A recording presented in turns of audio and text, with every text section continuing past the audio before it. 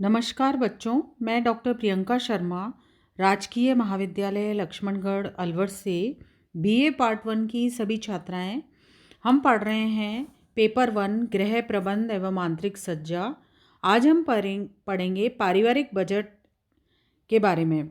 पिछली क्लासेस में हमने पढ़ा था पारिवारिक आय, पारिवारिक व्यय, बचत का क्या महत्व है, बचत क्यों आवश्यक है और हम किस प्रकार से अपने पैसे को सही जगह पर इन्वेस्ट कर सकते हैं। आज हम पढ़ेंगे पारिवारिक बजट। प्रत्येक परिवार अपनी सीमित आय से असीमित आवश्यकताओं की पूर्ति करके अधिकतम संतुष्टि प्राप्त करना चाहता है, परंतु उसे अधिकतम संतुष्टि तभी मिल सकती है जब वो अपनी आय को योजनाबद्ध तरीके से व्यय करे। इसके लिए उसको पारिवारिक बजट बनाना पड़ता है। बजट का पूर्वानुमान नहीं लगाने से प्राय अनावश्यक मदों पर अधिक खर्च हो जाता है, जिससे बाद में पैसे बचते नहीं हैं। इसीलिए पारिवारिक बजट बनाना आवश्यक होता है। एक निश्चित अवधि का आय और व्यय का पूर्ण ब्यौरा हमको एक जगह लिख कर रखना चाहिए। दूसरे शब्दों में हम ये कह सकते हैं कि एक परिवार का एक निश्चित अवधि में अपनी आय और व्यय का विस्तृत विवरण तैयार करना पारिवारिक बजट कहलाता है। बजट आय और व्यय को संतुलन करने के लिए होता है, जिसमें कुछ राशि भविष्य के लिए भी बचाकर रखी जाती है ताकि दीर्घकालीन लक्ष्यों की या आकस्मिक आवश्यकताओं की पूर्ति हो सके। बजट की अनेक परिभाषाएं दी गई। बजट पारिवारिक आय को व्यवस्थित रूप से ऐसी बातों के लिए व्यय करने का तरीका है जिससे कि अधिकतम सदस्यों की सुख और कल्याण में वृद्धि हो। पारिवारिक बजट भूतकाल के खर्चों को एक विवरण है जिसमें भविष्य के खर्चे और वितरण का ब्यौरा रहता है, जो विभिन्न समयों में विभिन्न कार्यों पर खर्च किया जाता है। निकल और डॉर्से के अनुसार किसी भी परिवार की एक निश्चित अवधि के लिए उसकी आय और व्यय को निर्धारित व व्यवस्थित रूप में एक कागज़ पर अंकित कर देना ही पारिवारिक बजट होता है। पारिवारिक बजट के अंदर क्या क्या चीज़ें होती हैं? एक तो परिवार की कुल आय, जिसमें केवल गृह स्वामी का ही नहीं बल्कि अन्य लोगों द्वारा हुई कुल आय जो है उसमें लिखी जाती है। परिवार के सदस्यों की संख्या, उनकी आयु, उसके बारे में भी लिखा जाता है। व्यय के विभिन्न मद लिखे जाते हैं कि किन किन चीज़ों पर खर्चा होगा। बजट की अवधि, कितने समय का बजट है, प्रति इकाई मूल्य उसमें लिखा जाता है। विभिन्न वस्तुओं का कितना व्यय होता है वो लिखा जाता है। और बचत, पारिवारिक बजट का एक सबसे बड़ा फ़ायदा ये होता है कि उसको देख के पता चल जाता है कि परिवार आगे के लिए कितनी बचत कर रहा है। बजट के अनेक सिद्धांत होते हैं। बजट का बहुत महत्व होता है। किसी भी परिवार का पारिवारिक बजट उसकी आर्थिक दशा का दर्पण होता है। पारिवारिक बजट से ही पता चल जाता है कि कोई भी गृहिणी जो है वो किस प्रकार से अपने घर का खर्चा चलाती है।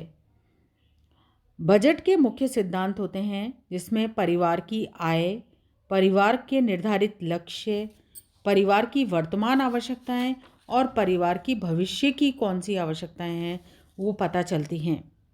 इसके अलावा एंजेला क्रीज के द्वारा बजट के जो सिद्धांत दिए गए वो थे: सर्वाधिक जरूरी वस्तुओं पर खर्च सबसे पहले किया जाना चाहिए, आय से अधिक खर्च नहीं किया जाना चाहिए, नियमित रूप से एक निश्चित मात्रा में धन बचाना ज़रूर चाहिए, कम खर्च हो इस बात पर सावधानीपूर्वक नज़र रखी जानी चाहिए और अपने धन को उपयोगी बनाने की कोशिश करनी चाहिए।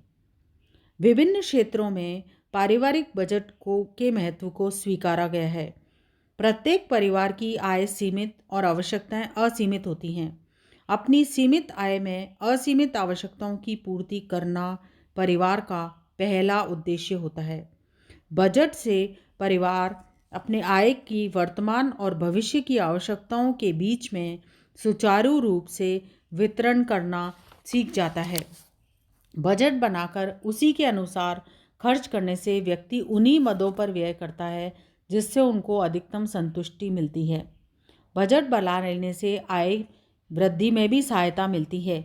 बजट बनाते समय परिवार के सभी सदस्य सम्मिलित होते हैं, जिससे कि सभी सदस्यों को पूरी जानकारी मिलती है। समाजशास्त्रियों के लिए भी इसका अपना महत्व होता है। अर्थशास्त्रियों के लिए भी इसका महत्व होता है। देश की वर्तमान स्थिति का हम आसानी से पता चला सकते हैं। इसकी जानकारी प्रशासन और सरकार को से पता चलती रहती है। राजनीतिज्ञों के लिए, समाज सुधारकों के लिए, शासन सरकार के लिए भी इसका अपना महत्व होता है। बजट से अनावश्यक खर्चों को में बचत की जा सकती है। आय की सीमा में रहने में सहायक होते हैं। परिवार के सदस्यों में मितव्ययिता, संयम, दूरदर्शिता के गुणों का विकास होता है। बचत की एक आदत बन जाती है। कोई भी परिवार जो उन्नति करता है और अपने उज्जवल भविष्य के लिए कामना करता है, वो हमेशा धैर्य रह कर के बचत करता है।